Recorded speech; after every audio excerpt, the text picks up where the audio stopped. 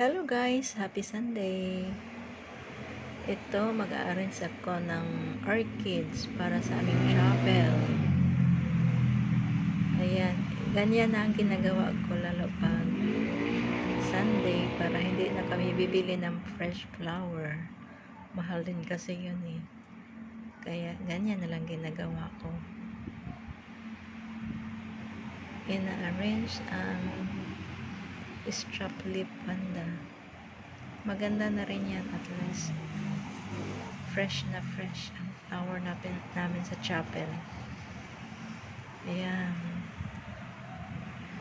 maganda siya pag buhay ang ilagay. O, tingnan nyo, maganda siya. Ayan, tapos na. Bilis ano. Ayan ang finished product. Ganda niya.